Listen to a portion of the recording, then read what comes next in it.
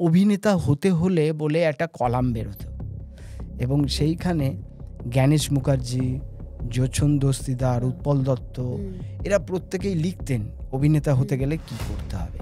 সত্যজিৎ রায়ের বাড়িতেও গেছি, এবং ওই বাড়িতে যখন যাই তখন দুপুরবেলায় ওই ঠকঠক করে ওই কাঠের সিঁড়িতে উঠে যাবার পর ওই ওনাকে দেখার পর আমার সব কিছু মানে নেই হয়ে গেছিল।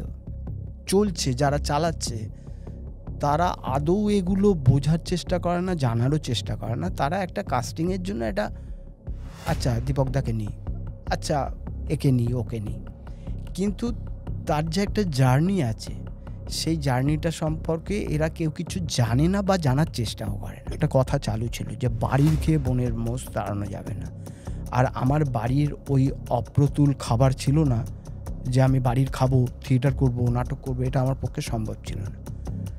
যে কিরম হ্যাংলার মতো আছে দেখো, একটা ছবি ওঠানোর জন্য আমার কানে সবটাই আসে যে তারা আমার মিডিয়ার বন্ধু, আমি মিডিয়াতে ছিলাম বলে আমাকে এটা শুনতেও হচ্ছে না।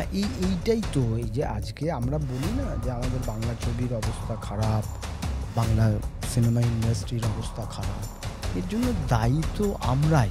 এবার আমরাইটা কারা? আমরাই বলতে তার পেছনে তো মিডিয়ারও দায়িত্ব আছে। ওইটা তো অপমানজনক। কাঞ্চন কে আর প্রদীপ ভট্টাচার্য কে? প্রদীপ ভট্টাচার্য এমন একজন মানুষ যিনি জেলের আসামিদের নিয়ে থিয়েটার করেছে। হ্যালো অ্যান্ড ওয়েলকাম টু টকবক পডকাস্ট। আপনাদের সঙ্গে আমি স্বরলিপি। আবারও একটা নতুন এপিসোড। আর আমার উল্টো দিকে যিনি রয়েছেন তাকে আলাদা করে পরিচয় দেওয়ার মতো ক্ষমতা হয়তো আমার নেই, মানে সত্যিই নেই। আমার উল্টো দিকে রয়েছে আমার খুব প্রিয় মানুষ, মানে আমাদের সম্পর্কটা আড্ডার সম্পর্ক, মানে সিনেমার গল্প, আড্ডা, মানে সমস্ত নিয়ে খুব মিশেল একটা সম্পর্ক। আমার উল্টো দিকে রয়েছে দীপক হালদার। দীপকদা, ওয়েলকাম টু টকবক। আর টকবকের সবাইকে অনেক শুভেচ্ছা, অনেক ভালোবাসা। শীত পড়ছে, গায়ে ঠান্ডা যাতে না লাগে পড়ে গেছে, বেশ ভালোই ঠান্ডা ঠান্ডা লাগছে। এবার বলো তোমার তুমি কেমন আছো? ভালো আছি। ভালো আছি না বলে তো উপায় নেই। ঠিক। ভালো থাকতেই হবে, অ্যাট এনি কস্ট তোমাকে ভালো থাকতেই হবে। কারণ তুমি যদি ভালো না থাকো তোমার আশপাশটা গন্ডগোল হয়ে যাবে। এমনিতে যখন আশপাশটা গন্ডগোলের হয়ে আছে তখন আরো বেশি দায়িত্ব তোমাকে ভালো থাকতে, নিজেকে ভালো রাখার। তোমার সঙ্গে একটু আগে আমাদের অফ ক্যামেরা অনেক গল্পই হচ্ছিল। যে প্রশ্নটা আমি অন ক্যামেরা করছি সেটা হচ্ছে যে তুমি একটা রিসোর্স তো ইন্ডাস্ট্রির। হ্যাঁ, এবার তুমি সেটা কি বলবে, কিভাবে ব্যাখ্যা করবে সেটা আমি জানি না। তবে আমার যেটুকু জ্ঞান, আমি তোমার কাছে মানে সমুদ্রের মধ্যে এক মগ জল হয়তো। তো সেক্ষেত্রে বলছি যে তুমি তো রিসোর্স, সেখানে তো এরকম তোমার মতো রিসোর্স বেশ কয়েকজন আমাদের ইন্ডাস্ট্রিতে রয়েছে যাদেরকে ইন্ডাস্ট্রি ইউজই করে না। সেখানে তোমরা কি, মানে তোমাদের অসুবিধা হয় না? মানে এই যে আনসার্টিনিটি, মানে তোমরা একজন অভিনেতা, তোমাদের একটা রুচি রয়েছে, তোমাদের সংসার রয়েছে, তোমাদের আহ মানে পেটের তাগিদ রয়েছে, সব মিলিয়েই বলছি। সেখানে কিভাবে পুরো বিষয়টা ম্যানেজ করো? প্রথম কথা আমার যেটা মনে হয়, তুই যেটা বললি রিসোর্স, এটা হয়তো তুই বা তোর মতো কিছু মানুষ ভাবে, উম, এবং কাটলাম, ভাবার কিছু নেই। মানে এটা তো মানে এমন আমি তো কিছু না যে তোমাকে পার্সোনালি চিনি বলে আমি বলছি, তার তো নয়। মানে তোমার কাজ তো সে কথা বলে। না, এইবার এই কাজ যে কথা বলে, এবং তার সাথে তুই আরো কয়েকটা কথা বললি, এই যে বেঁচে থাকা, আহ, এই বেঁচে থাকার এই যে জার্নি। প্রথম কথা, আমি একজন অভিনেতা, আর খুব ছোট থেকেই মানে আমার দেখা হচ্ছে রামযাত্রা। সেই সময় আমার ছোটবেলায় দেখতাম, তখন আমি ক্লাস 3-4 পড়ি, এবং রাত্রির 12টা-1টা পর্যন্ত ওগুলো হতো। আমি আমার ছোট ভাই দুজনে মিলে আমরা বাড়িতে না জানিয়ে বা ঢপ দিয়ে বিভিন্ন রকম ওর বাড়িতে পড়তে যাচ্ছি। তখন আমাদের ওই সময়টা ছিল কি, এর বাড়িতে পড়তে বসা, কারণ আমার বাড়িতে কারেন্ট ছিল না। হুম। যার ফলে ওইগুলোকে নিতে হতো এবং যখন রাত্রি তোমার বাড়ি ১২টায় মানে ছোটবেলা কোথায়? আমার ছোটবেলা ভাটপাড়া। আচ্ছা, তখন তোমাদের বাড়িতে তখনো কারেন্ট কারেন্ট আসেনি? নেই, না। আ যার ফলে বন্ধুর বাড়িতে পড়তে যাওয়া এইসব ঢপগুলো গুছিয়ে মানে বা অগোছালো অবস্থায় দিয়ে-টিয়ে আ ওই রামযাত্রা দেখতে যাওয়া এবং হুম, সেই রামযাত্রা দেখতে গিয়ে আসলে ওই যে সেজে ওঠা, রাম সেজে ওঠা, লক্ষ্মণ সেজে ওঠা, বীর হনুমান এবং ওইসব দেখে আমরা বাড়িতে তীর ধনুক বানিয়ে আমি আমার ভাই মিলে ওগুলো চলতো পরের দিন। আবার কোথাও মনে হয় ওই তখন থেকে একটা অভিনয়ের ওই সেজে ওঠা, অভিনয় ঠিক হুম। বলব না।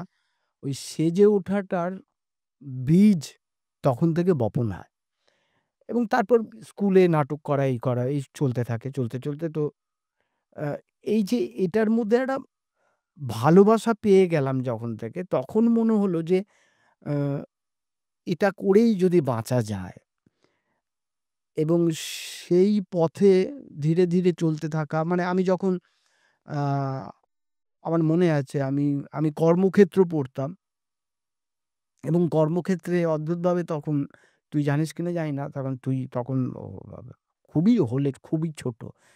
অভিনেতা হতে হলে বলে একটা কলাম বেরোতো এবং সেইখানে জ্ঞানেশ মুখার্জি, যোছন দস্তিদার, উৎপল দত্ত এরা প্রত্যেকেই লিখতেন অভিনেতা হতে গেলে কি করতে হবে। আর আমার তখন আমি মাধ্যমিক দিইনি। তখন আমি ক্লাস 7-8 ওই সময় থেকেই আমি ওগুলো পড়তাম। পড়তে উম শুধু খোঁজ করতাম যে কারা নতুন অভিনেতা নিচ্ছে এবং মাধ্যমিক তখনও দিইনি, অথচ আমি ও ও ও ওই গণশক্তির একটা মোটা একটা টেলিফোনের ইয়ে ছিল, ডায়াল। হ্যাঁ, সেইখানে ওই নামগুলো দেখে তাদের অ্যাড্রেস খুঁজতাম।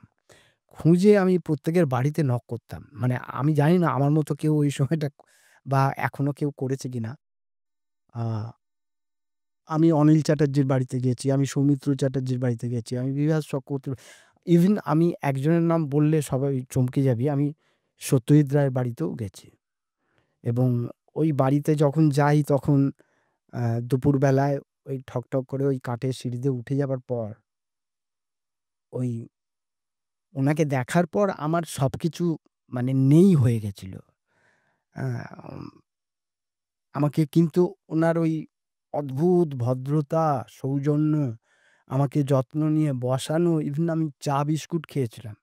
বিজয়া মানে বলে এই চা আমার এটা এই যে অ্যা রিসোর্স বললি, এই জায়গা থেকে আমি বলি যে এ এখনকার ইন্ডাস্ট্রির যারা চলছে, যারা চালাচ্ছে, তারা আদৌ এগুলো বোঝার চেষ্টা করে না, জানারও চেষ্টা করে না। তারা একটা কাস্টিং এর জন্য একটা আচ্ছা দীপকদাকে নিই, আচ্ছা একে নিই, ওকে নিই।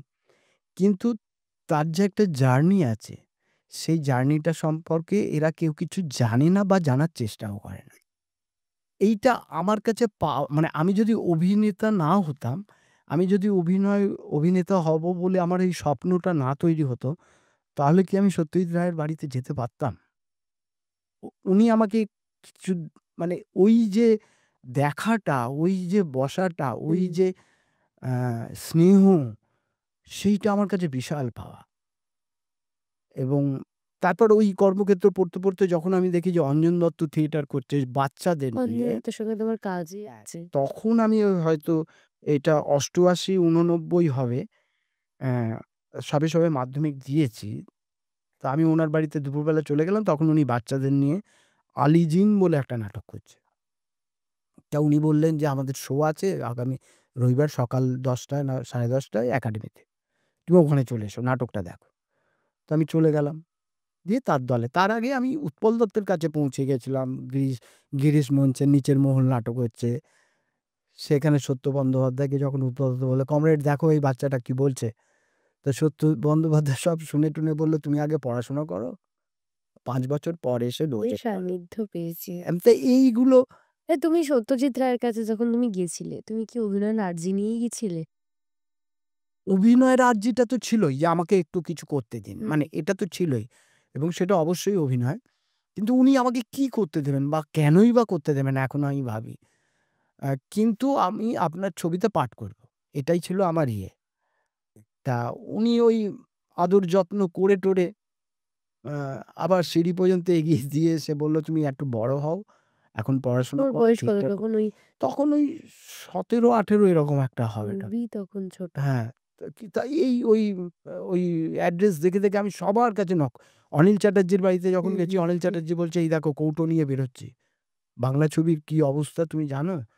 কেউ খেতে পাচ্ছে না। তুমি এসব কেন করবে? তুমি থিয়েটার করছো, করো, পড়াশোনা করো। হুম, এখন এইদিকে আসতে যেও না।" এরকম পজিটিভ, নেগেটিভ হুম। সব মিলিয়ে মিশিয়েই ছিল আমার কাছে অভিজ্ঞতাটা।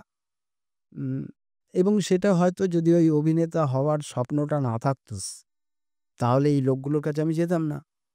কিন্তু ওই লোকগুলোর কাছে যাওয়ার সবথেকে বড় পর কথা তোমার খিদেটা। হ্যাঁ, এবং ওই খিদেটায় আ ওই বলে না খিদেটা ধারালো হয়, শান পড়ল।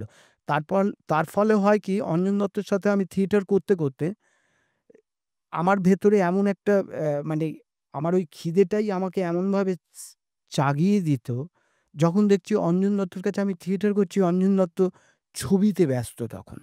এবং যখন অঞ্জন দত্ত মৃণাল সেনের ছবি, অপর্ণা সেনের ছবি, হুম, নবেন্দু হুম। চ্যাটার্জির ছবি, এদের ছবি করছে, তখন থিয়েটার দলটা অফ থাকছে। তখন আমি কি করব? এই আমার কাছে আর আব এই করতে, করতে তখন হঠাৎ দেখলাম পেপারে অ্যাড বেরিয়েছে, এনএসডির একটা ওয়ার্কশপ করছে এবং সেটা ইনটেনসিভ ২ মাস ধরে হুম, বহরমপুরে। আমি সেটা পাঠালাম। তাতে ওখানে গিয়ে ইন্টারভিউ দিয়ে চান্স-ফান্স পেয়ে সেটাও একটা অদ্ভুত গল্প। মানে এই গল্পটা সাংঘাতিক। এটা আমি উচ্ছ্বাস হুম, বলে একটা পত্রিকা বেরোতো। এই লকডাউনের সময় এখনো বেরোয় উচ্ছ্বাস। উম সেখানে ওরা আমাকে লিখতে বলেছিল। আমি হুম। ১ টা ২ টো পোস্ট লেখার পর বলেছিল, "তোমার তোমার যা ইচ্ছে তুমি লেখো।" তা ওখানে আমি পরপর প্রায় ৭ টা না ৮ টা মতো লিখেছিলাম। আ বহরমপুরে যখন আমি ইন্টারভিউ যেদিনকে দিই, দেওয়ার পর ওরা এত উচ্ছ্বসিত যে বলছে, "তুমি ব্যাগ-বস্ত্র মানে বিছানাপত্র নিয়ে মশারি-টশারি নিয়ে চলে এসো।" তা আমি ওইসব নিয়ে লাগেজ নিয়ে যখন চলে গেছি, যখন চলে গিয়ে যখন দরজায় লিস্ট টাঙানো আছে, লিস্টে তাকিয়ে দেখছি আমার নাম নেই। তখন আমি কি করব? বাড়িতে তো বলে এসছি। বন্ধুর কাছ থেকে টাকা ধার করে বেরিয়েছি। কারণ তখন আমার কাছে মূল লক্ষ্য ছিল যে বনের খেয়ে বনের মোষ তাড়াতে হবে। তখন একটা কথা চালু ছিল যে বাড়ির খেয়ে বনের মোষ তাড়ানো যাবে না।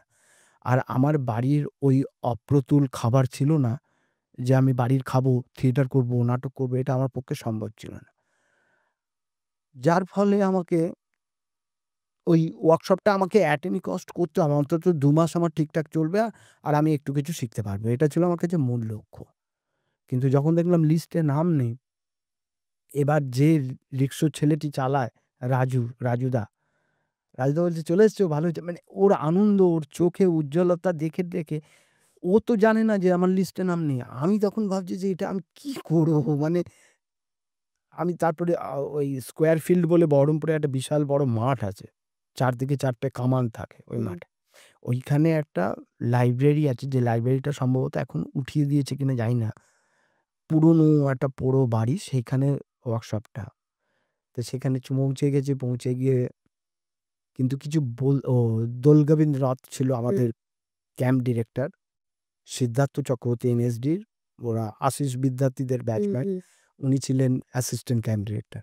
তা উনি তখন নেই ওখানে। দোল গোবিন্দ রথ এসে বললে, "क्या हुआ? आ गया? चलो ठीक है।" আমি বললাম, "नहीं आ तो गया लेकिन मेरा लिस्ट पे नाम नहीं है सर जी। नाम नहीं।" ও একটু চমকিয়ে বলল যে, "তাহলে বাড়ি চলে যাও।" আমি বললাম, "बाड़ी कैसे जाऊँ? मेरा घर बहुत दूर है और मैं तो सबको बोल के आया जे मैं 2 महीने के लिए आ रहा हूँ।" তো গুরুজি কোনো পাত্তাই দিচ্ছে না। এবং যখন গুরুজির কাছে পৌঁছেছি তখন দুপুর ২টো বাজে। এই ২টো থেকে ৫টা ৫:৩০ পর্যন্ত আমি শুধু ওই মাঠে, যে বিশাল বড় মাঠ, তো প্রচুর ছেলেপুলে ওখানে খেলাধুলা করে। হাঁটাহাঁটি, খেলাধুলা। তখ স্কয়ার ফিল্ডটা তুই হুম। তো ওই মাঠের দিকে তাকিয়ে আছি, আর আমার চোখ দুটো জলে ভিজে যাচ্ছে। আমি কাঁদছি না কিন্তু। মানে আর ভেতরে প্রশ্ন যে আমি তাহলে কি করব? আমি কোথায় যাব? আমি তো আমি গুরুজিকে বললামও একবার যে, বলছে, "ঠিক है, ও বেগ বিস্তার लेके फिर निकल जाओ।" উনি খুব ক্যাজুয়ালি বলছেন। मैं बोला, "नहीं, वो मेरा तो नाम होना चाहिए था उस दिन।" बोले, "क्या हुआ मुझे मेरे को पता नहीं।" তো এবার গুরুজি আর পাত্তা দিচ্ছে না। ওই ডেকোরেশনটা দেখছে, গেট ফেট তৈরি হচ্ছে। ঠিক অন্ধকার হয়ে আসছে, মানে আলোটা নিভে আসছে, তখন গুরুজি হঠাৎ খেয়াল করেছে যে আমি এখনো ওখানে দাঁড়িয়ে আছি। আর আমার চোখ দিয়ে জল পড়েই যাচ্ছে। তখন গুরুজি আমাকে ডেকে বলল, "যাও अंदर जाओ, देखो क्या काम हो रहा है, যাও अंदर चलो, যাও।" এই ঢুকলাম এবং ঢুকে টানা ২ মাস ওটা করলাম-টরলাম। দিয়ে করে-টরে এসে আবার এখানে থিয়েটার, বিভিন্ন জায়গায় চন্দনদা, চন্দন সেন, আ আবার অঞ্জন দত্ত, রিপিট, এরকম থিয়েটার করতেই চলছে। আর যেটা হচ্ছে কথা, সেটা হচ্ছে যে আ এই যে এই ইন্ডাস্ট্রি যেভাবে চলছে, হুম। অ্যা তোদের হয়তো খেয়াল আছে কারো।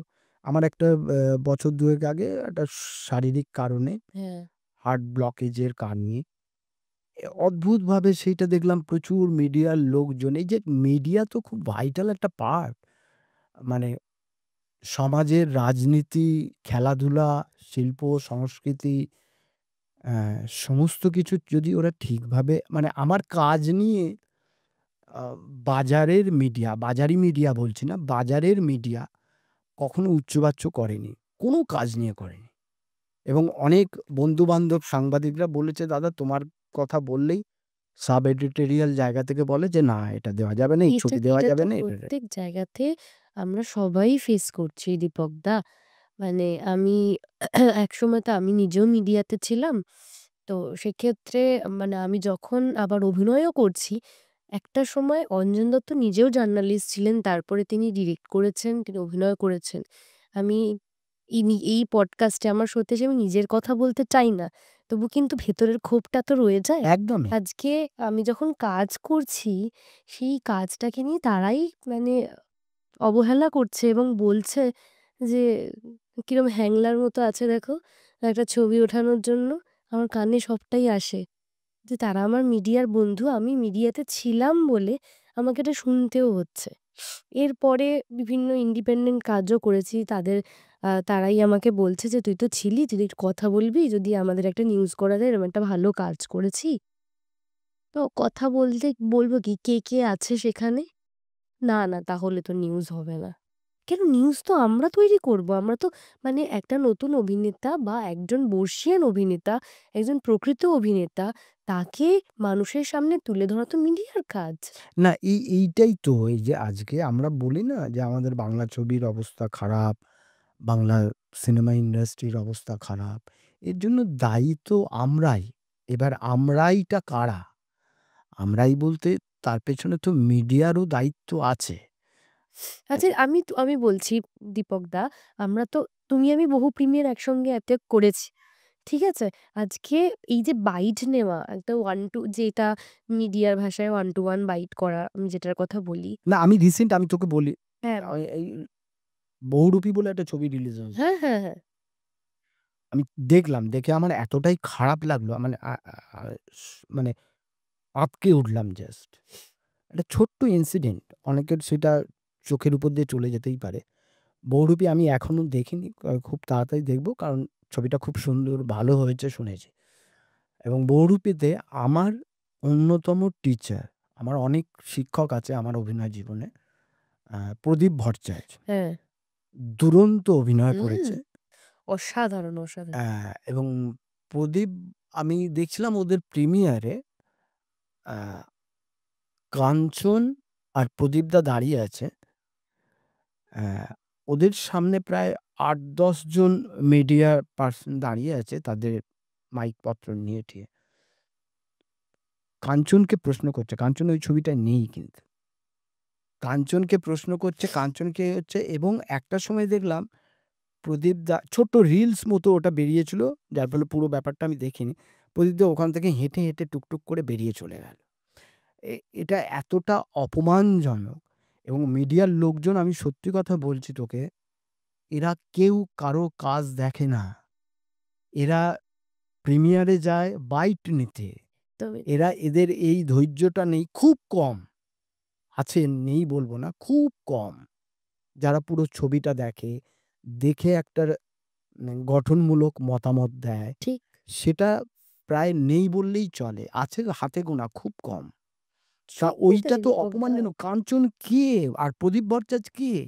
প্রদীপ ভট্টাচার্য এমন একজন মানুষ যিনি জেলের আসামিদের নিয়ে থিয়েটার করেছে, সত্যি তাই।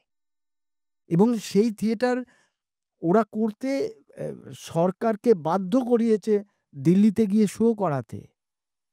আর সেখানে কাঞ্চনকে নিয়ে মিডিয়া লাফালাফি, মানে এগুলো তো, এরকম যদি হয় তাহলে বাংলা ছবি ওই সাঁটিয়ে যাওয়ারই অবস্থা, মানে কিছু একদম ঠিক। করার নেই তো, না?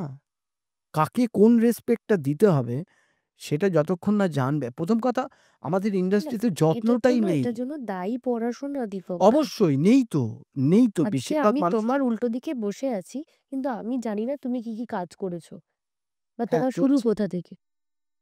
আমি তোমাকে নিয়ে কোনো পড়াশোনাই করছি না। আজকে আমি ইন্টারভিউ নিতে যাচ্ছি।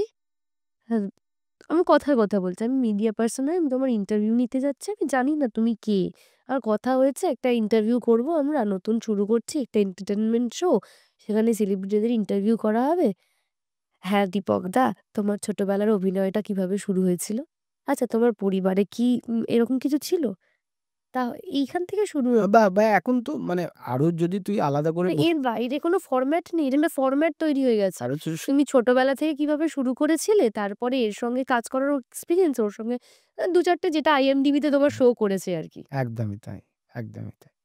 বা পাস্ট ইন্টারভিউতে তুমি কি বলেছো। মানে মানে অনেকেই জানেন না যে আশিস অভিকন্তকের নিরাকার ছায়া, হ্যাঁ, এটা ওর সিনেমার কথা প্রথম বলছিলাম। ফিচার ফিল্মের আমি হিরো, যে ছবিটা লোকার্নোর মতো ফিল্ম ফেস্টিভ্যালে স্ক্রিন হুম। হয়েছে ২ বার, মন্ট্রিয়াল এবং সারা পৃথিবীর বড় বড় ফেস্টিভ্যালে।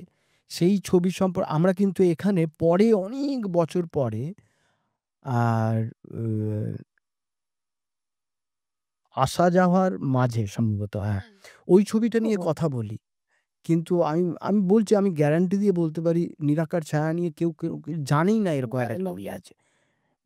মানে এইটাই চলছে আমাদের ইন্ডাস্ট্রিতে। আমি প্রচুর কো-অ্যাক্টরকে দেখেছি যারা আ কে প্রদীপ ভট্টাচার্য জানে না। আমি সত্যি কথা বলছি, আমার ওটার খুব কথা অদ্ভুত বলছিলাম এটা লাগে। নিয়ে। মানে তুলসী চক্রবর্তী গায়ে মাখে না মাথায় দেয় জানে না। তাই সেখানে কে দীপক হালদার? সুতরাং এটা অবাক হওয়ার কিছু নেই। এটাই চলছে, এর মধ্যেই থাকতে হবে। কি বলবো, আমার এখানে সত্যি কিছু বলার নেই। তুমি এখন মানে সিরিয়াল মানে আমি আমি তোকে মজার ঘটনা, তুই আমাকে তখন বলছিলিস যে মানে আ আমি যখন নিরাকার ছায়া শুটিং হচ্ছে হ্যাঁ। আমার, সম্ভবত ২০০৭-ফাত হবে। হুম। অদ্ভুতভাবে তখন আমি একটা নাটক করতাম, 'নীলমাটি লাল কাঁকড়', বিপ্লব ব্যানার্জির পরিচালনায়। বিপ্লব দার সেটা হচ্ছে ১ম নাটক, এবং নাটকের যে চরিত্রটা আমি করতাম সেটা রামকিঙ্কর বেজ। রামকিঙ্কর বেজের ভূমিকায় তুই অভিনয় করতে। মানে একদম শেষের ফেজটা অনুরূপ দা করেছিল, হুম। আর বুড়োদা বলে একজন খর্দার লেগ করেছিল। আমি ১ম এ স্টেজে ঢুকতাম, ওটা ইন্টারভেলের পরে ১৫ মিনিট পর্যন্ত আমিই থাকতাম, বাকিটুকু ওরা দুজন করত। তা এবং সেই সময় অদ্ভুত আমার ঘটনাটা আমাকে খুব আ মজা দেয়। হ্যাঁ, মজা দেয় এই কারণে, নিরাকার ছায়া যারা দেখেছে তারা জানে যে ওই ছবির ভাষ্য একটু অন্যরকম। ছবিটা মুভি সেন্স এ আছে তো? মুভিতে এখন আছে কিনা জানি না। মুভিতে ওই লকডাউনের ফেজে প্রায় টানা ১ মাস ওরা স্ক্রিন করেছিল, ওখানে স্ট্রিমিং করেছিল। এখন আছে কিনা আমি জানি নইলে না। এখন কোথায় এখন দেখবো ওই আমি? আশিসকে বলে দেখতে হবে। আচ্ছা। ভালো ছবি এরকমভাবে হারিয়ে গেলে। না, আমি যেটা বলতে চাইছি তুই হ্যাঁ, মজা হ্যাঁ। পাবি।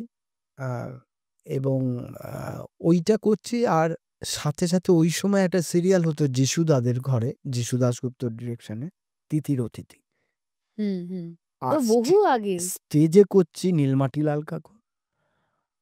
আ আশিসের ছবিটা যে ছবিটায় কোনো অভিনয় করা যাবে না, ওই ছবিটা দেখলে বোঝা যাবে যে কোনো কিছু করতে দেয় না আশিস। মানে কোনো আবেগের কোনো জায়গা নেই। আর রামকিঙ্কর বেজ হচ্ছে অসম্ভব আবেগের একখানা ভরপুর একটা চরিত্র। চরম আবেগী চরিত্র। এদিকে তিথির অতিথি সিরিয়াল। আ ঠিক সেই সময় আম হরদা আমাকে ওই নাটক দেখে ডেকে নিয়ে গেল রিফিউজি করাতে। এবার তারপর থেকে আমি টানা যারা আমার নাটক দেখতে আসতো তাদেরকে রিফিউজি দেখতে বলতাম। কারণ নিরাকার ছায়া তো দেখতে বলা যাবে না। আর রিফিউজি দেখতে গেলে ওই হলের সামনে ওদেরকে বলতাম নীলমাটির লাল কাকার লাল নাটকটা দেখতে আসতে। এবং তাতে প্রচুর লোকজন, মানে প্রচুর না হলেও বেশ কিছু লোকজন ওটা করেছে। হ্যাঁ, তাতে হয়তো গাল-ফাল খেয়েছি, মনে, মনে গাল দিয়েছে আমাকে বা নাও দিতে পারে, যাই হোক। এ এইটা আমি করাতে পেরেছিলাম। মানে রিফিউজির দর্শক নীলমাটি লাল কাকর, নীলমাটি লাল কাকরের দর্শককে রিফিউজি, এইটা হয়েছিল সেই সময়টা। এটা খুব মজাদার ব্যাপার। সত্যিই মানে তো। আমি তোকে বলছি তিথির অতিথি যেরকম এত হিট ছিল, প্রচুর আমার হিট। আমিও তো চরিত্রটাও ছোট। চরমভাবে হিট ছিল। আমি নীলমাটি লাল কাকর শো করতে আসানসোল যাচ্ছি। একটা বাস চলছে। হঠাৎ আমরা ওই রাস্তার পাশে ওই যে চা-টা খাচ্ছি, বাসটা দাঁড়িয়ে আছে। তা আমি জানলার ধারে বসেছিলাম।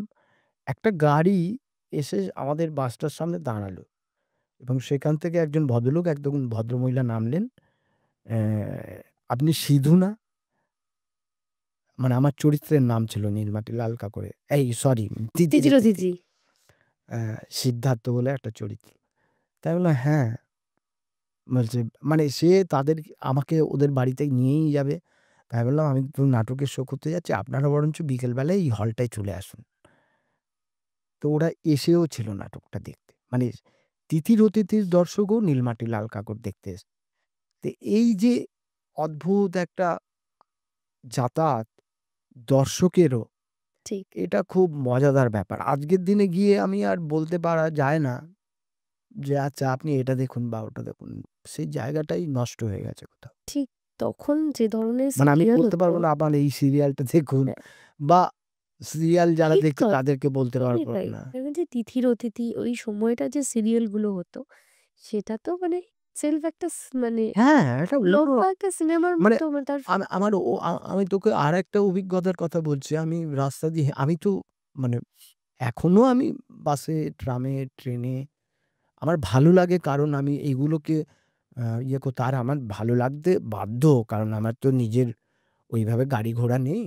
অ্যা আর আমি মানুষ দেখতে ভালোবাসি। মানুষকে, যেটা একটা অভিনেতার আমার মনে হয় মূলধন, যত বেশি মানুষের সাথে মিশবে, যত বেশি মানুষকে দেখবে, ঠিক।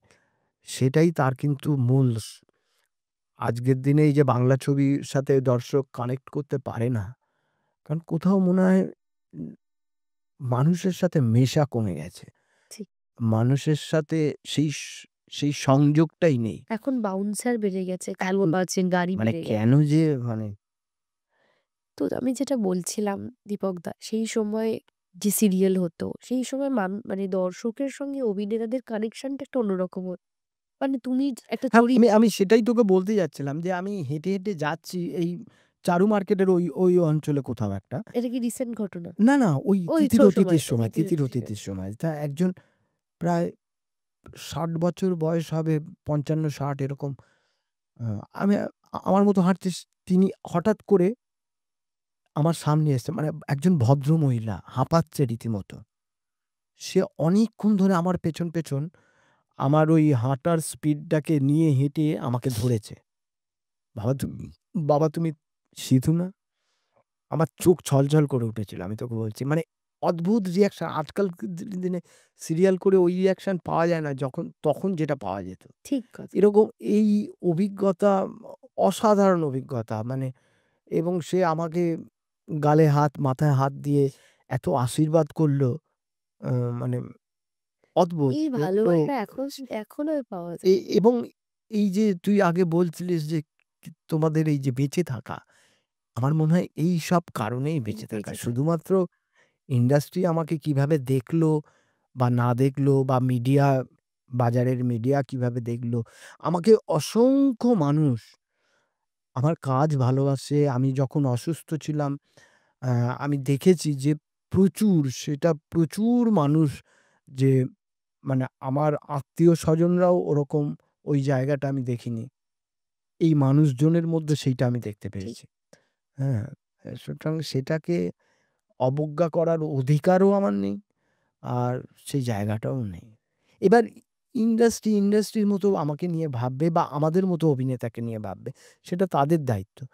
আমার তো আগ বাড়িয়ে কিছু করার জায়গা নেই, আর সেটা করার ওই যে প্রশ্নই তোমার ওঠে না। সঙ্গে কথা হলো, তুমি যেটা বললে, যেটা আমিও বললাম যে আজকে তুমি একটা বাইরে থেকে কোনো কাজ করে এলে, তারপর তোমাকে অভিনেতা হিসেবে গণ্য করা হবে। যেমন চন্দন সেন, তুমিই বললে যে এত পুরনো একজন, এত বর্ষীয়ান মানে অসাধারণ অভিনেতা, যে মানিকবাবুর মেঘ করার পরে ইন্ডাস্ট্রি রিয়ালাইজ করছে আমাদের কাছে এই কোর্সটা রয়েছে। একজন অভিনেতা ইনি।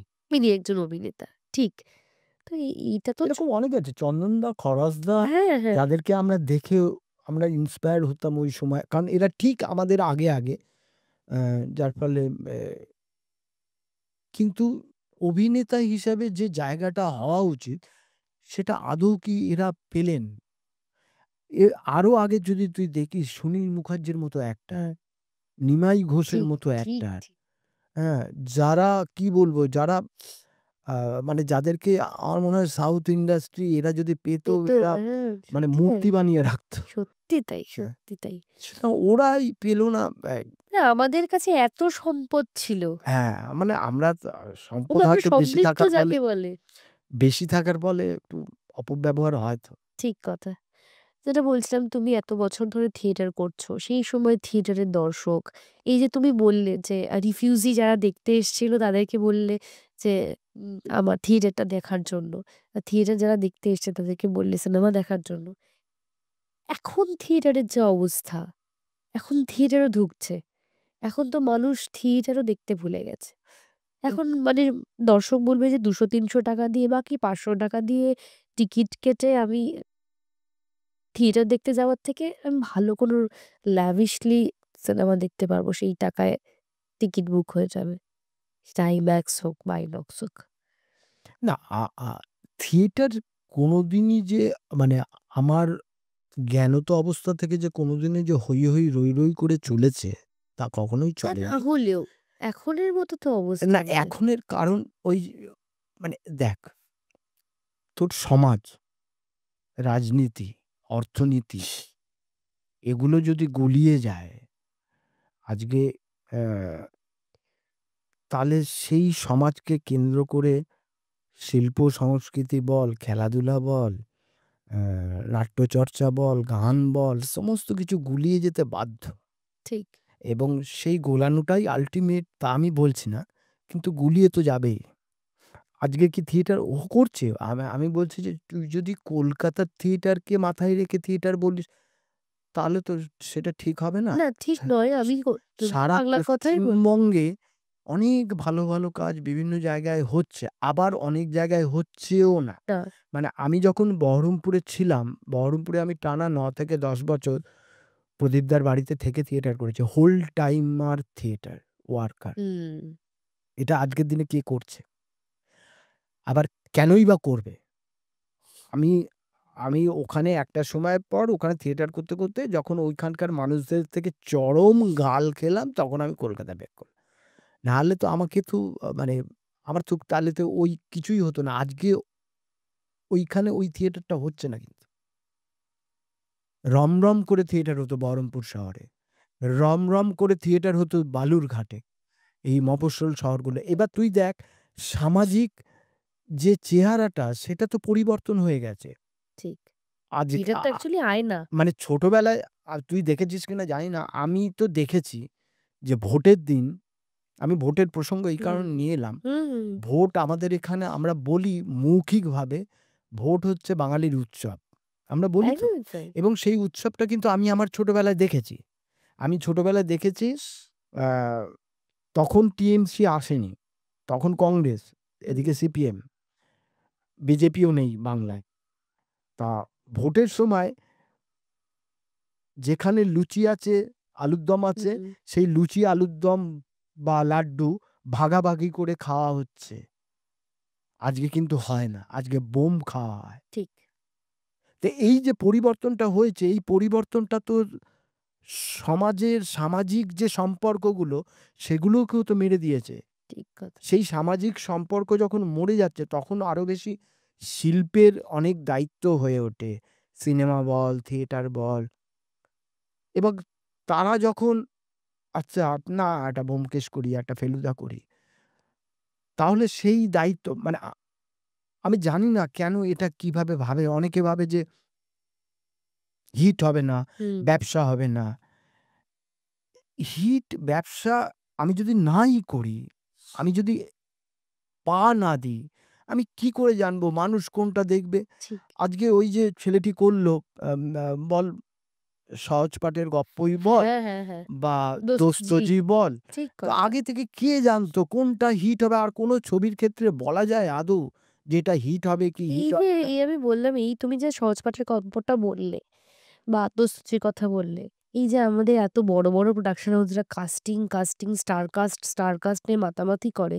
দিয়ে না এদেরকে নয়, তার বদলে এরা আসুক যাদের জনপ্রিয়তা বেশি বা যাদের ফলোয়ার্স বেশি। করে কি হচ্ছে আজকে সহজ পাঠের গল্প বলো বা দোস্তজি বলো বা আরো এরকম যে কাজগুলো হচ্ছে, কটা স্টার কাস্ট একটাও তো নন ফেস নয়। ওগুলো ডিপেন্ড করে না। তুই যদি সারা পৃথিবীর আমরা ছবি দেখিস দর্শকের তাহলে ওপর দোষ দিয়ে দিচ্ছি। দর্শকের, কারণ ওটা আ মানে ওটা খুব সুবিধে না? দর্শকের উপর দোষ দিয়ে দেওয়াটা খুব খুব সুবিধে। সুবিধে। মানে তাহলে নিজেকে আড়াল করা যায়, নিজেকে দর্শক এত মূর্খ না, না, না, না। দর্শক ভালো জিনিস দেখবেই। কিন্তু এবার ভালো জিনিস দেখাবার মতো যে স্পেসটা দরকার, সেই ঠিক। স্পেসটা থাকা দরকার। মানে অনেক ছবি অনেক সময় অনেক হলে ঠিক টাইমে পায় না।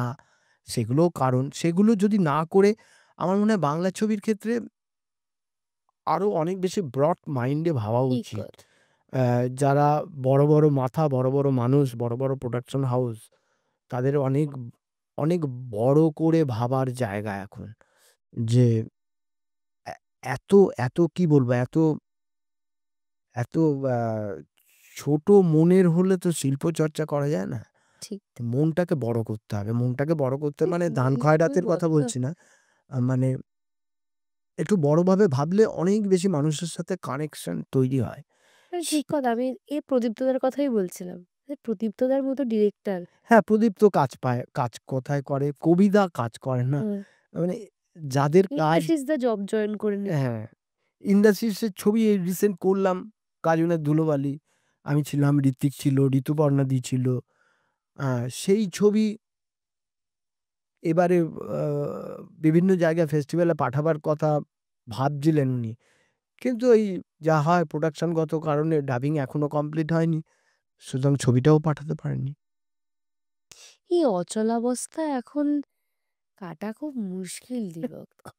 কাটার মুশকিল আমার মনে হয় না। আ যদি তুই ওই যে বললাম যে একটু পরিষ্কারভাবে ভাবা আর একটু মনটাকে বড় করে ভাবা। আর মানে একটু পড়াশোনাটাও ভীষণ এটা প্রয়োজন। তো অবশ্যই ওটা ছাড়া তাহলে কি করে হবে? তুই মানে কিছুই জানি না আমি চলে এলাম। আচ্ছা তুমি বলছো যে যখন তোমার সেই কাজের খিদে প্রত্যেকটা ওই ডায়াল খুঁজে নাম্বার বের করা, তাদের বাড়িতে যাওয়া, নিজেকে মানে নিজেকে প্রেজেন্ট করা প্রত্যেকের কাছে। এখন তো সেই পুরো ইনফ্রাস্ট্রাকচারটা পাল্টে গেছে। মানে পুরো পরিকাঠামো পাল্টে গেছে। এখন Facebook এসেছে। Facebook ফলোয়ার্স এসছে, Instagram এসছে। এখানে ডিরেক্টরদের রিচ করা অনেক সহজ।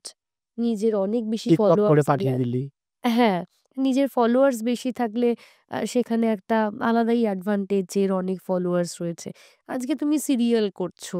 হ্যাঁ, আমি বলব তোমার পেটের তাগিদে হলেও তুমি করছো। চরমভাবে ছোট তাগিদ ভাই। না করলে হবে না। আমি সিরিয়াল ছোট করছি না। সিরিয়াল না তো আমার কাছে দেখ, মানে আমার কাছে কোনো কাজই ছোট নয়। একদমই কারণ নয়। আমি আফটার অল অভিনয় করছি। এবার অভিনয়ের মাপকাঠি আলাদা, আলাদা হতে পারে। গল্পও আলাদা, এবার তুই যদি বলছিস যে ওয়েব সিরিজই যদি বলিস, হ্যাঁ, হইচই শুরু হলো ২০০০ সম্ভবত ১৭। পরপর কাজ করলে। আমি ২০১৭ থেকে ১৯ পর্যন্ত টানা কাজ করেছি। হ্যাঁ, তারপরে ১৯ এর পর থেকে হইচইতে আমি নেই। বিভিন্ন কারণ হতে পারে, যেমন রিসেন্ট একটা কাজের সঙ্গে আমার ওখানকার একজন ডিরেক্টরের সাথে কথা হলো। আমাকে কাস্টিং করলো। তারপরে আমি শুনতে পারলাম যে হইচইয়ের ওখান থেকে বলা হয়েছে, "না, আমরা এটার জন্য একটা বড় ফেস খুঁজছি, মানে বড় মুখ।" এবার বড় ফেস বা বড় মুখ বলতে হয়তো ৬ ফুট হাইট, ৪ ফুট চওড়া এরকম কিছু একটা খুঁজছে-টুজছে ওরা। মানে আমাকে ওদের খুব একটা বড় মনে হয় না। হয় না, কি আর করা যাবে? কিছু করার নেই তো। এই যে বাঙালি কিছু ছেলেপুলে আছে যারা নাকি ক্রিয়েটিভ কাজকর্ম করছে। তাদের মধ্যে কেউ আমাকে লকডাউনের পিরিয়ডে ওই সময়টায় বলেছিল ফোন করে, "দাদা, এবার তোমাকে আমি নিংড়ে নিতে চাই আমরা।" আমি এই শব্দটাই বলছি। আমাকে নাকি ওরা নিংড়িয়ে নেবে। তাই আমি বললাম, "নাও, আমি তো গামছার মতো বসে আছি।" তারপর থেকে টানা কাজ করেছি। আবার ওই হাউস থেকেই শুনতে পেলাম যে না, ওরা একটা বড় মুখ খুঁজছে। তো খুঁজছে, কি আর করা যাবে? এইভাবে চলছে। আর ওয়েব সিরিজ তো হচ্ছে না, এখন তো সিরিয়াল হচ্ছে। সিরিয়াল হচ্ছে। ওয়েব সিরিজ শুরু করেছিল। তা এখন তো আর ওয়েব সিরিজ হয় না। এখন খুব কম, মানে হাতে গোনা ১ টা ২ টো একটু বসে দেখা যায়। বাদবাকি তো আর দেখাই যাচ্ছে না। পুরোটাই শেষ করা যাচ্ছে না তো। ঠিক। ছবি বল, ছবি আমি তার থেকে সিরিয়াল অনেক ঠিক আছে। হ্যাঁ। তুই প্রতি মাসে একটা টাইমে, পার্টিকুলার টাইমে তোকে এই যেমন আমি এই ছবিটা করলাম আমাদের ইন্দ্রাশিসের ছবি। সে হুম। টাকা পেতে কাল ঘাম ছুটে যায় ছবির টাকা পেতে। কিন্তু সিরিয়ালে ওইসব ব্যাপার নেই। তুমি কাজ করলে মাসের একটা টাইমে তুমি একদম চাকরি করছো পুরো। ভাল লাগবে তোমার। পকেটে টাকা থাকলে প্রত্যেকেরই ভাল লাগে। মানে পেটে কিল মেরে তো আর শিল্পচর্চা ওইভাবে হবে না এখন। আগে হতো। ওনারা ভগবান তুল্য মানুষ, ওনারা করে গেছেন এবং সেই সময়টাও ছিল। মানে আগে তুই যদি আগেকার আমি তো এগুলো নিজের চোখেও কিছুটা দেখা, আ কিছুটা তুই বিভিন্ন গল্প বই-টইতে পড়েওছিস হুম, যে মানুষ কিন্তু না খেয়ে থাকতো না আগে। কোনো পাড়ায় বল, গ্রামে বল, অভাবী মানুষের বাড়িতে খাবার পৌঁছে যায়। তার আশপাশের লোকগুলোই দায়িত্ব নিত। আর এখন সম্পূর্ণ ব্যাপারটা উল্টে গিয়ে তোর ভাগের খাবারটা আমি কি করে কি করে মেরে খেলি? দেব, একদম সেই চর্চা চলছে। ঠিক কথা। একদম ঠিক কথা। আমি বলছি মানিকবাবু যে সময় ছবি করেছেন, সত্যজিৎ রায় যেভাবে, মৃণাল সেন, ঋত্বিক ঘটক যে সময় ছবি করেছেন, সেই সব গল্প পড়েছি হ্যাঁ, অত মানে যে ও গয়না বিক্রি করে অত কষ্ট সে করে কষ্ট ছবিগুলো করে করে ছবি বল। তৈরি হয়েছে। সেই সময় প্রপার প্রোডিউসার নেই এরকম কাজের জন্য। তারপরে মৃণাল সেনের একটা ম্যাগাজিন থেকে পুরো শুটিং এর গল্প পড়ছিলাম, যেটা অঞ্জন দত্ত চালচিত্র এখনো দেখিয়েছেন যে আ মৃণালবাবু একটা ছবি করলে আমরা একটু ভালো-মন্দ খেতে পাই। হ্যাঁ, মানে সেই সময় ছবি তৈরির যে মানে প্রসিডিওর ছিল, সেই যে ইন্ডিপেন্ডেন্সি ছিল, সেই যে আনন্দ ছিল, স্ক্রিপ্ট নেই, মানে পুরোটাই ইম্প্রোভাইজেশন। মানে একটা অ্যাক্টরকে কত রকমভাবে স্ক্রিপ্ট এক্সপ্লোর থাকলেও মানে করা যায়। স্ক্রিপ্টই সবকিছু না। সবকিছু না, একটা কাঠামো রয়েছে। হ্যাঁ, মানে শুটিং এর গল্প পড়তে গিয়ে যেটুকু দেখেছি যে, না বুঝলে এখানটা এরকম করব না। আমরা অন্যরকম কিছু ভেবেছি। লোকেশন চেঞ্জ হয়ে চেঞ্জ গেছে। হয়ে গেল। যেটা ভেবেছিল সেটা পায়নি। কিভাবে ছবি হতো? মানে সেটা মানে বারবার কথাগুলো উঠে আসে সেই আমাদের সময় বা সেই পুরনো গোল্ডেন টাইমের কথা যখন বারবার উঠে আসে। সেটা তো উঠে আসবেই। এখন যত ভালোই ক্যামেরা আসুক না কেন, যত হাই-ফাই পরিকাঠামো হোক না কেন, না, সেই দেখ, টেকনোলজি গোল্ডেন তো এসছে যেগুলো সেগুলো তো তোমাকে টেকনিক্যাল সাপোর্ট দেবে। টেকনিক্যাল সাপোর্ট দিচ্ছে। কিন্তু তোমার যে মূল ভিত, যে এই যে যেগুলো আমরা কথা বলছি, যে মানুষের সাথে মানুষের সম্পর্ক, ঠিক, এই যে সম্পর্কটাই যদি গন্ডগোলের হয়ে যায়, তাহলে তুই কিভাবে একটা মানুষকে ভালোবাসা শেখাবি? তোর গল্প যদি ভালোবাসার গল্প হয়, প্রেমের গল্প হয়, তাহলে তুই প্রেমটা কি করে, কারণ সম্পর্কটাই তো ঘেঁটে গেছে। ঘেঁটে গেছে। তা যার ফলে গল্পের ভিতটাই নষ্ট হয়ে যাচ্ছে। আর গল্পের ভিত মানে গল্পটা তো মানে তুই একটা বাড়ি তৈরি করছিস, তার তো একটা একটা ভিত তৈরি করতে হবে। সেই ভিতটাই নড়বড়ে যখন, তখন কিভাবে তুই ওখানে ২ তলা, ৩ তলা, ৪ তলা করবি? সে তো একটা সময় ভেঙে পড়বেই। তাই ঠিক না? কথা। তুমি যখন ভোটের কথাও বললে, মানে সেই সময় মানুষের মধ্যে হ্যাঁ, সম্পর্ক, উৎসব যখন বলছো আমার মনে পড়ছে। তবুও এই সময়টা আমরা পেয়েছি। আমার পরে যারা মানে ২০০০ এর পরে যারা জন্মেছে তারা হয়তো সেই সময়টা পায়নি। তখন পথনাটক ভোটের আগে প্রচুর বেড়ে যেত। আমি নিজে করেছি। হ্যাঁ, আমি তো তুই গল্প বলতে বলছিলিস, আমার মনে আছে আমি তখন বহরমপুরে রয়েছি। উম, সিদ্ধার্থ শঙ্কর রায় ওখানে বহরমপুরের লোকসভা ভোটে দাঁড়িয়েছে, আর অধীর রঞ্জন চৌধুরী বিধানসভা ভোটে দাঁড়িয়েছে। অধীর রঞ্জন চৌধুরী তখন জেলে। আমরা ইন্দ্রনাথ বন্দ্যোপাধ্যায় গণনাট্য লেখক শিল্পী সংঘের তখন সম্পাদক ছিলেন। তার লেখা একটা নাটক বানরের থাবা, এইটা আমরা করতে কোথায় যাব? জিয়াগঞ্জে। জিয়াগঞ্জে করব, নবগ্রামে করব, এইটাই বিভিন্ন জায়গায় করব। প্রদীপদা নিজে যাবে না, মানে অন্য কোনো কাজ ফাজ আছে হয়তো। তা আমি, তুহিন বলে একটি ছেলে আমাদের দলেরই, বৌদি মানে প্রদীপদার স্ত্রী, এই তিনজন, আর মৃণাল চক্রবর্তী বহরমপুর কেএন কলেজের প্রফেসর। উনি, এই 4-5 জন মিলে আমরা যাব একটা ছোট্ট টোটো কি অটো এরকম কি একটা করে। এবং আমরা যখন জিয়াগঞ্জে শো করছি তখন প্রচুর লোডশেডিং হতো, কথায় কথায় লোডশেডিং। তা কারেন্ট নেই, হ্যাচাকের আলোয় হচ্ছে, এবং খুব ডিরেক্ট কথাবার্তা ছিল সিদ্ধার্থ শঙ্কর রায়কে নিয়ে, অধীরবাবুকে নিয়ে নয়। শো চলাকালীন হঠাৎ করে একটা, মানে ওই আমরা আমাদের ভাষায় মানে বুঝতে সুবিধা হওয়ার জন্য বলি না, নাক কাটা গাল কাটা, চোখ লাল। যে ওই, আমি ওই শোটা করিনি, তুহিন করছিল। আমি তুহিনেরটা আমি করতাম, কখনো তুহিন করত। তা খুব কাছে এসে প্রায় কানে কানে প্রায় বলার মতো, বড্ড বাড়াবাড়ি হচ্ছে, এই শব্দটা বলল। এবং এইটা বলার পর আমরা এরপর যাব জিয়াগঞ্জ বাজারে শো হলো, এরপর যাব জিয়াগঞ্জ শ্মশান ঘাটে শো করতে। তার মধ্যে প্রায় অনেকটা রাস্তা, মানে মিনিট 15 ওই টোটো না অটোতে, টোটো, টোটো তখন নয়, অটো, ওতে করে যেতে হবে। এবং অদ্ভুতভাবে ওইখানে গিয়ে তুই না শো করবে না, তাহলে শো করবি না কেন, কর, ও কিছু করবে না, ও এমনি বলেছে। না আমি করবো না, যাই স্বাভাবিকভাবেই ও একটু ভয় টয় পেয়েছেন। তাই বললাম ঠিক আছে আমি করছি। তা ওই ওই কিন্তু ওই যে 15 মিনিট, এবং ওই যে অটোটা চলছিল ওর আবার হেডলাইট জ্বলছে না ঠিক ওই সময়টা। আমরা ওই অন্ধকার ঘুটঘুটে রাস্তা দিয়ে টর্চ মেরে মেরে যাচ্ছি।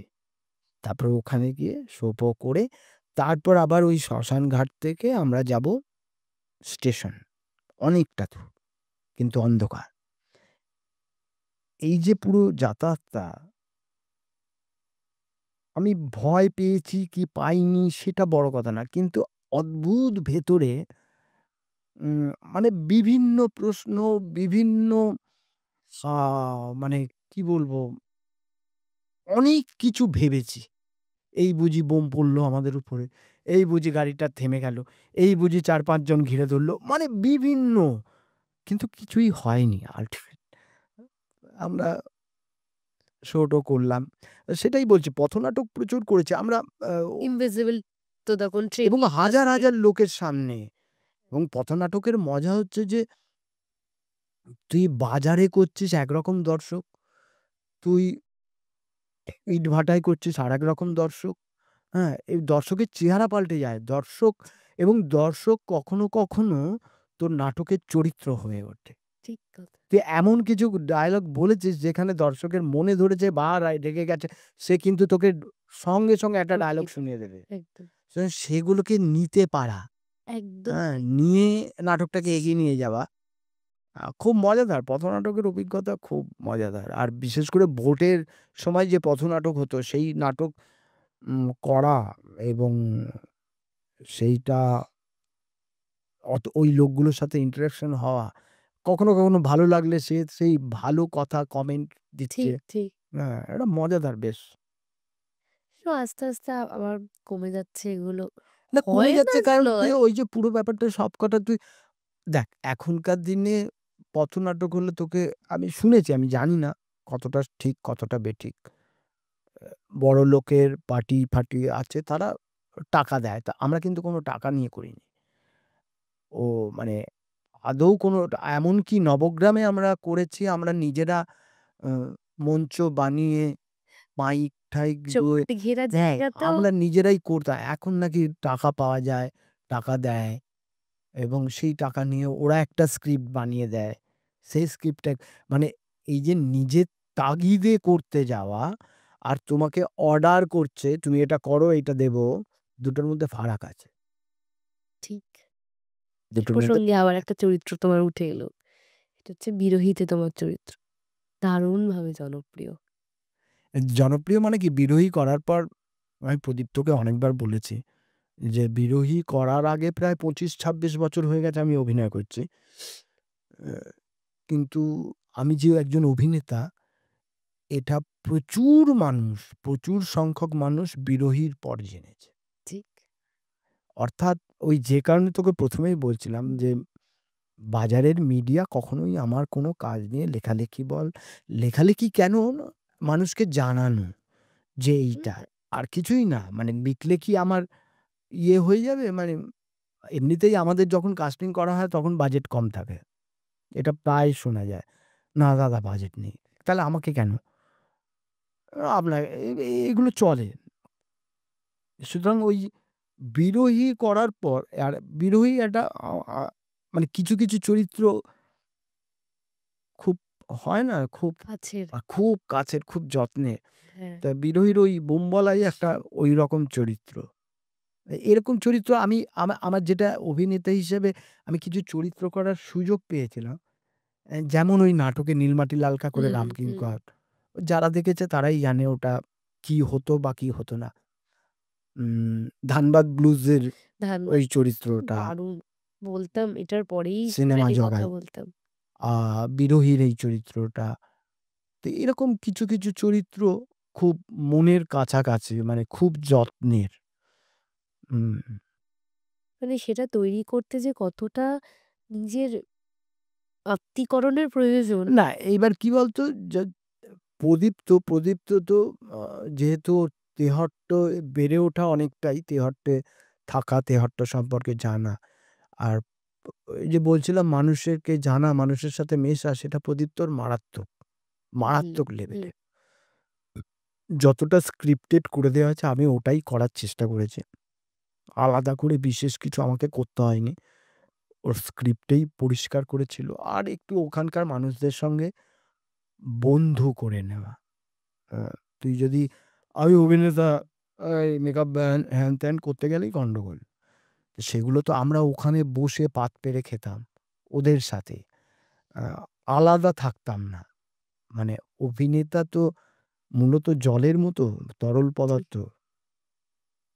অভিনেতার যদি ওইটা না থাকে না, সে কোনো চরিত্র হয়ে উঠতে পারে বলে আমার মনে হয় না। আ সেইটা আমি বরাবর চেষ্টা করি।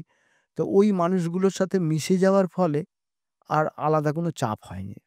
আর বাকিটা প্রদীপ্ত করে প্রদীপদার দিয়েছে। সঙ্গে তো তোমার কাজ করার মানে না, আমি ও এক্সপেরিয়েন্স অ ও ওটাই আমার সাথে ১ম কাজ প্রদীপ্তর সাথে। হ্যাঁ, অসাধারণ। মানে সেটা কিরকমভাবে মানে দেখো প্রত্যেকটা ডিরেক্টরের গল্প বলার ধরন আলাদা। প্রত্যেকটা ক্যারেক্টারকে বোঝানোর কায়দা আলাদা। সে কি বলতে চায়। মানে সেরকম না, প্রদীপ্তদা প্রদীপ্ত কিভাবে? প্রদীপ্ত খুব খুব, খুব কুল। আর ও যেটা করার স্ক্রিপ্টেই করে দেয়। আলাদা করে কিছু করে না।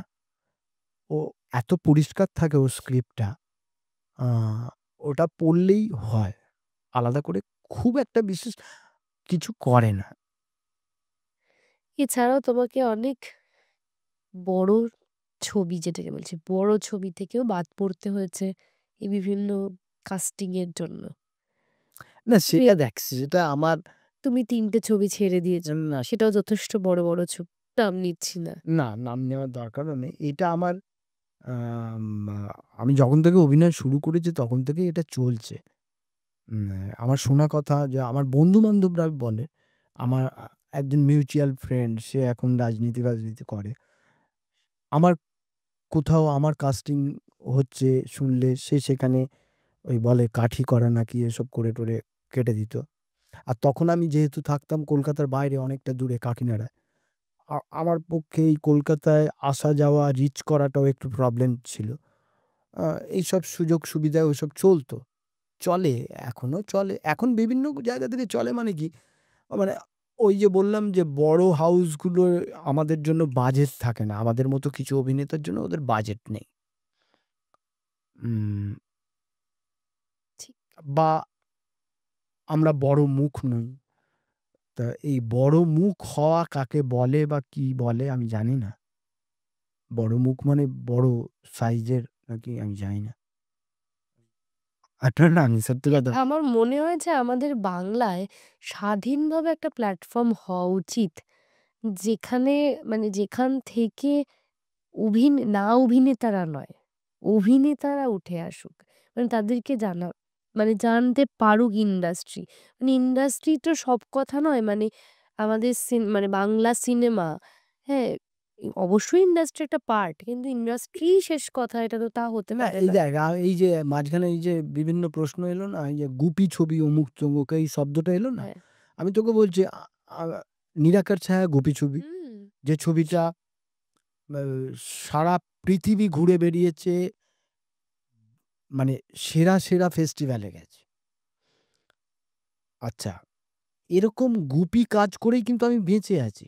মানে কটার গুপি প্রপার শব্দটা, হাউসের কাজ আমাকে দেয়? দেয় না। আমি বলছি গুপি শব্দটা আসে কেন? আমি মানে আমি জানি না। ইন্ডিপেন্ডেন্টলি কাজ করছি। আমি একটা স্বাধীন ভারতে বসবাস করি। সেখানে আমার কাজ করার স্বাধীনতা রয়েছে। আমি স্বাধীনভাবে উড়ে বেড়াবো।